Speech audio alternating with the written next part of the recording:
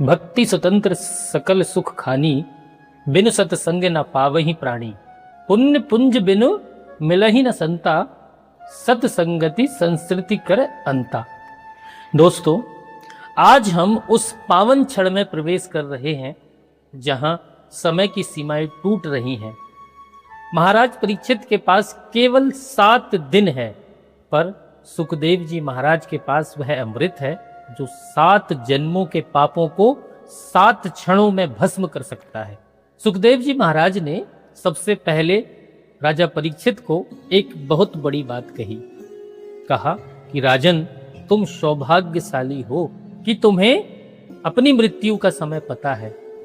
संसार में लोग मर तो रहे हैं, पर वे मरे हुओं को देखकर भी खुद को अमर मान रहे हैं। सुखदेव जी कहते हैं कि आत्म कल्याण के लिए बहुत से मार्ग हैं, लेकिन कलयुग के जीव के लिए और परीक्षित जैसी स्थिति के लिए भक्ति ही सबसे श्रेष्ठ है। भक्ति रेव गरियसी। अब भक्ति श्रेष्ठ क्यों है? क्योंकि अन्य मार्गों में आपको पात्र बनना पड़ता है। ज्ञान मार्ग कहता है पहले वासना को छोड़ो फिर आओ। योग मार्ग कहता है पहले शरीर जीतो फिर आओ। लेकिन भक्ति कहती है तुम जैसे भी हो बस आ जाओ, मैं तुम्हें पात्र बना दूंगी।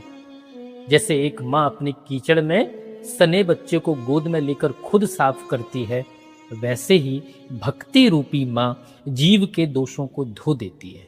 सुखदेव जी कहते हैं कि तस्मात् भारत सर्वात्मा भगवान ईश्वरो हरि, कि राजन, निर्भय होना चाहते हो तो सबसे पहले श्रवण करो। हमारा मन एक खाली बर्तन की तरह है और आज के दौर में हम कानों से व्यथा ज्यादा भर रहे हैं। सुखदेव जी कहते हैं कि कान के छेद से जो शब्द भीतर जाता है वह सीधे आपके सबकॉन्शियस माइंड यानी अंतःकरण पर चोट करता है, और संतों की वाणी ब्रह्म शक्ति है। जब आप कथा सुनते हैं तो वह शब्द आपके हृदय में उन कानों की सफाई करता है जहां कोई दवा नहीं पहुंच सकती। जैसे एक पुराने तेल के डिब्बे में आप साफ पानी भरें तो शुरू में गंदा तेल ही बाहर आता है, वैसे ही जब आप कथा सुनते हैं तो शुरू में मन विचलित होगा, पुराने गंदे विचार आएंगे, लेकिन सुनते रहिए, धीरे धीरे पात्र शुद्ध हो जाएगा। जैसे आप मोबाइल की गैलरी साफ करते हैं, वैसे ही मन की गैलरी साफ करने के लिए रोज कुछ ना कुछ सुनिए। दोस्तों, भगवान सुखदेव जी ने परीक्षित जी को एक बहुत ही व्यवहारिक बात बताई जो हमारे काम की है। बोले, राजन, तुम्हारा मन द्वंद्व में अटका हुआ है। जैसे किसी पाइप में कचरा फंस जाए तो उसे निकालने के लिए पीछे से पानी को तीव्र वेग यानी प्रेशर दिया जाता है। हमारा मन भी अहंकार, मोह और अपमान की कड़वाहट में अटका है, और ये अटक दूर कैसे होगी? तो कहते हैं भाई, ये हमारे सामर्थ्य से नहीं होगी। हमारी सामर्थ्य कहां जो उसको दूर कर सकें?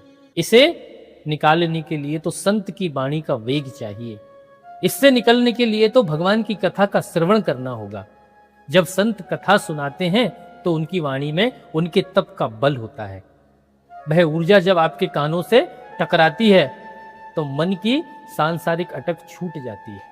परीक्षित को सांप ने काटा था, पर हमें तनाव और ईर्ष्या रूपी सांप रोज काट रहे हैं। इस जहर को केवल कथा का वेग ही उतार सकता है। वहां देखिए, गजराज अपनी शक्ति के मद में चूर था, परिवार के साथ सरोवर में खेल रहा था। अचानक एक मगरमच्छ ने उसका पैर पकड़ लिया। गजराज ने अपना पूरा बाहुबल लगा दिया, परिवार ने भी जोर लगाया, पर कोई काम ना आया। हजारों साल तक संघर्ष चला, तब गजराज का बल हार गया। तब उसने सरोवर से एक कमल का फूल उठाया और गोविंद को पुकारा। जैसे ही उसने अपनी असमर्थता स्वीकार की, वैसे ही भगवान नंगे पैर दौड़े चले आए। दोस्तों, हम सब भी संसार के माया के मोह में अटके हैं। संतों की वाणी का वेग उस ग्राह की पकड़ को ढीला कर देता है।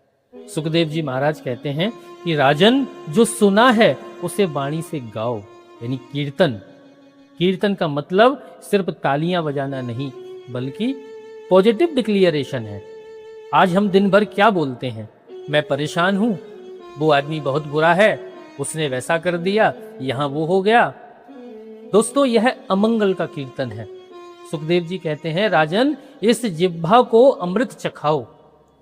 जब आप केशव माधव कहते हो तो आपकी बॉडी के सेल्स पॉजिटिव वाइब्रेट करते हैं। यह स्ट्रेस और ब्लड प्रेशर को कम करने की सबसे सरल थेरेपी है।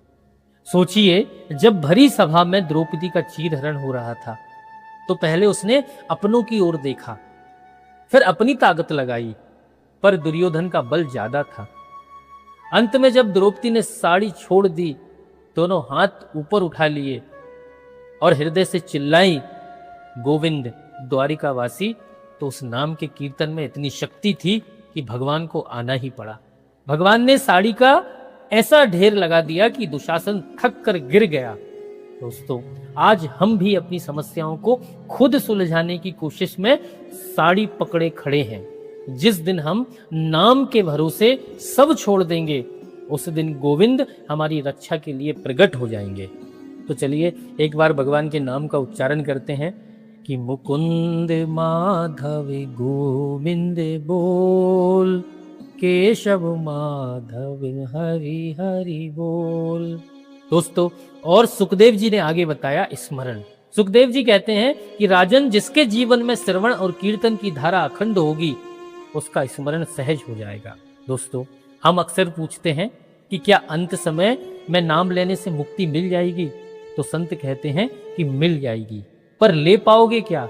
जैसे एक खिलाड़ी मैच से पहले सालों अभ्यास करता है, वैसे ही स्मरण जीवन भर का अभ्यास है। बुराई तभी आती है जब हम भगवान को भूलते हैं। स्मरण वह रोशनी है जिसके रहते मन में अंधेरा प्रवेश नहीं कर सकता, यानी बुराई प्रवेश नहीं कर सकती। भगवान की कथा तब प्रसाद बनती है जब उसे केवल कानों से नहीं, आत्मा से सुना जाए। देखिए यहाँ पर श्रोता कैसा है? राजा परीक्षित जैसा, ऐसा जिसे अब संसार की चीजों की भूख नहीं है बल्कि सत्य की प्यास है। और वक्ता सुखदेव जी भगवान जैसे, जो स्वयं मुक्त हैं, जिसे संसार से कुछ नहीं चाहिए। आज हम मनोरंजन के लिए कथा सुनते हैं, परिवर्तन के लिए नहीं। सुखदेव जी कहते हैं, राजन जब तक तुम पूरी तरह खाली नहीं होगे, मैं तुम्हें भर नहीं पाऊंगा। अपनी ईगो को बाहर रखकर सुनो, तब यह कथा हृदय में उतरेगी। सुखदेव जी कहते हैं कि राजन अगर इस कथा से तुम्हारे भीतर गति हुई, तभी मेरा बोलना सार्थक है। आज हम प्रोग्रेस उसे मानते हैं जो बैंक बैलेंस में हो। सुखदेव जी कहते हैं प्रोग्रेस वह है जब आपकी डिमांड कम हो जाए और शांति बढ़ जाए। दोस्तों संसार का सुख क्षण भंगुर है, कल फिर प्यास लगेगी, लेकिन भगवान की कथा वह अमृत है जिसे पीकर जीव अमर हो जाता है। परीक्षित जी को पता चल गया कि शरीर मरता है, आत्मा नहीं। यही बोध हमें भी चाहिए।